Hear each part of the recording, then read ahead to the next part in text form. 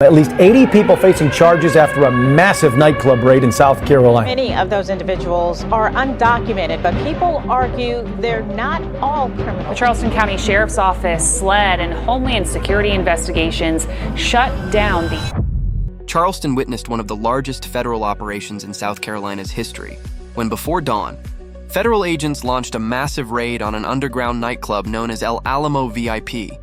The strike led to 72 arrests involving individuals tied to weapons, narcotics, and human trafficking crimes. Hidden along Highway 78 in Somerville, Alamo VIP was far more than a nightlife spot. It was, according to investigators, a command center for organized crime, allegedly run by a ranking member of the Los Zetas cartel, now rebranded as Cartel del Noreste, CDN. What started as a simple noise complaint evolved into one of the most significant federal cartel takedowns ever seen in the region. The club operated as a hub for drug distribution, money laundering, and migrant exploitation, authorities said. Its suspected owner is believed to be a senior CDN affiliate, part of a group officially designated as a foreign terrorist organization earlier this year. Every weekend, hundreds of undocumented workers filled the club. Some came voluntarily seeking work or entertainment, while others, including minors, were reportedly forced into labor and human trafficking. This raid didn't happen overnight. It was the result of an 8-month-long investigation led by Homeland Security Investigations, HSI, with assistance from FBI analysts and local law enforcement. The mission, codenamed Operation Last Stand, was built through extensive surveillance, phone intercepts, and undercover infiltration within the club's supply chain. Agents meticulously documented drug transactions, cash exchanges, and weapons movements throughout the property. Once federal command approved the takedown, more than 60 officers from multiple agencies were mobilized for the strike.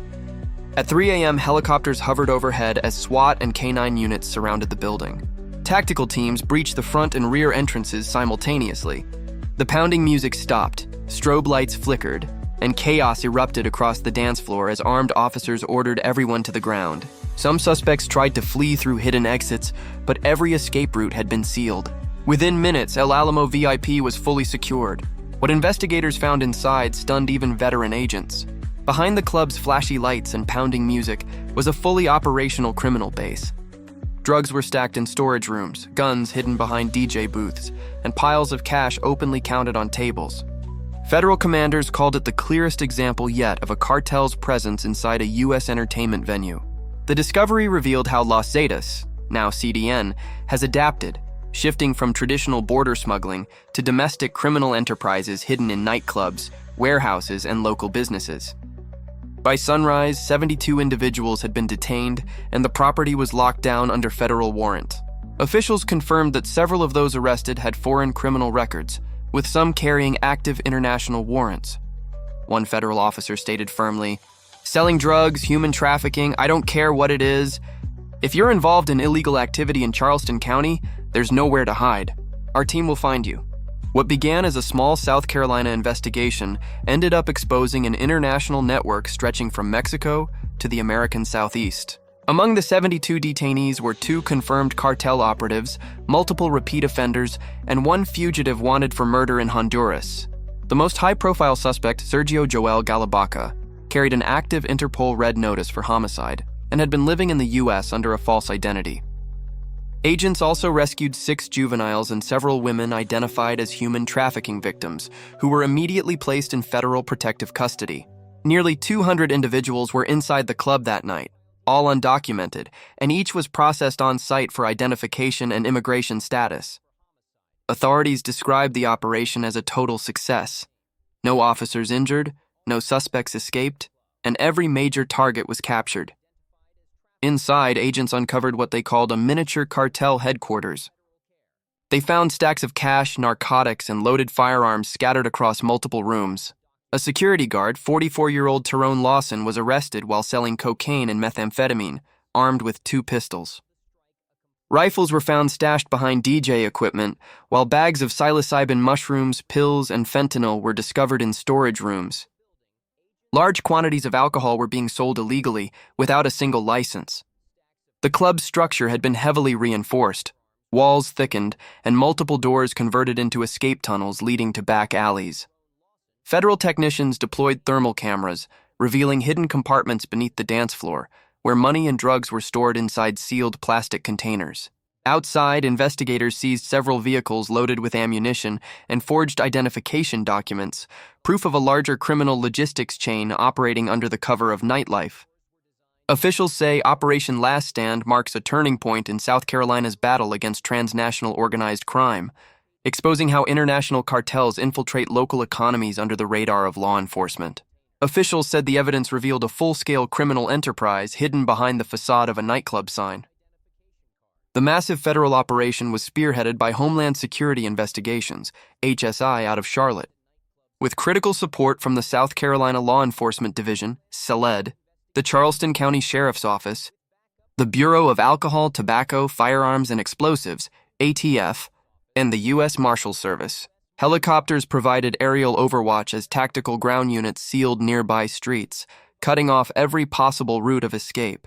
According to Department of Homeland Security, DHS, officials, it was one of the cleanest and most precise multi-agency raids in recent memory, the result of months of coordination, surveillance, and undercover infiltration.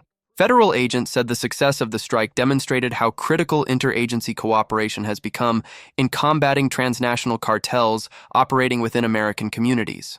Investigators believe the El Alamo VIP nightclub functioned as a U.S. outpost for the Los Zetas cartel, now operating under the name Cartel del Noreste, CDN, one of Mexico's most violent criminal organizations, known for drug trafficking, kidnappings, and assassinations. Analysts say CDN has been quietly expanding into American cities, using front businesses to launder money, traffic narcotics, and recruit new operatives. Financial data gathered in Charleston matched patterns previously documented in Texas, Georgia, and Florida, where similar after-party hubs have been exposed and dismantled. Federal intelligence units now believe CDN uses entertainment venues as dual-purpose fronts, social spaces by day and smuggling and recruitment centers by night. Agents warned that the Charleston raid may only represent one branch of a far larger network still operating across the American South. Federal officials hailed the South Carolina takedown as a major victory in the war against transnational crime. DHS leadership emphasized that cartel-linked activity inside U.S. borders would be met with swift and uncompromising enforcement. Assistant Secretary Tricia McLaughlin delivered a clear warning. Under President Trump and Secretary Noem, fugitives and traffickers are officially on notice. Leave now, or ICE will find you. Agents described the Charleston operation as a direct warning to foreign criminal organizations that believe they can operate freely under the cover of nightlife and local business. ICE officials emphasized that this was more than a drug bust. It was the dismantling of an embedded cartel structure operating deep inside American communities.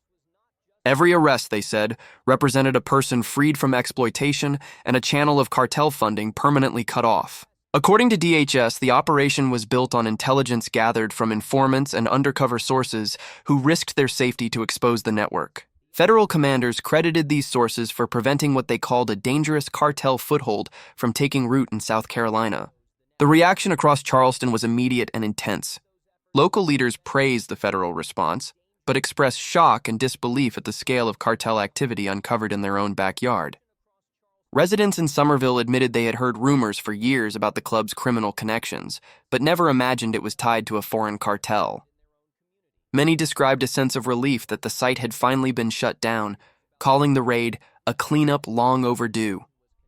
Others expressed concern that innocent workers might have been caught in the sweep. State officials responded firmly, confirming that every individual detained was screened and identified through federal biometric databases before being processed. While civil rights groups called for transparency regarding how detainees would be handled, public sentiment largely supported the crackdown, seeing it as a necessary stand against organized crime. In the days following the raid, law enforcement agencies across South Carolina reported new cooperation requests from communities seeking investigations into other suspected trafficking and money laundering hubs. Local police said the operation opened the public's eyes to how far cartel influence has spread beyond the southern border, infiltrating small towns, warehouses, motels, and entertainment venues. Federal prosecutors in South Carolina are now preparing a range of criminal charges, including drug and weapons trafficking, human exploitation, and illegal re-entry after deportation. The property known as El Alamo VIP remains sealed under federal warrant, officially classified as an active crime scene, while investigators continue to trace the financial pipeline tied to cartel accounts. Officials confirmed that additional arrests are expected as forensic teams process digital evidence, phone data, and recovered bank records seized during the raid. DHS declared that the Charleston operation marks a new phase in America's war against transnational cartels. What once appeared to be a border issue has now moved deep into U.S. neighborhoods, concealed behind nightclubs, motels, and warehouses. For federal agents, the message was unmistakable. This was not an isolated event. It was a warning. These criminal networks may change names, hide behind lights, music, and false business fronts, but they will be found. Officials concluded that the Charleston takedown is not the end. It is the beginning of a nationwide purge targeting cartel infiltration within American borders. Federal command made their message clear. No cartel, no trafficker, and no fugitive will ever be beyond reach.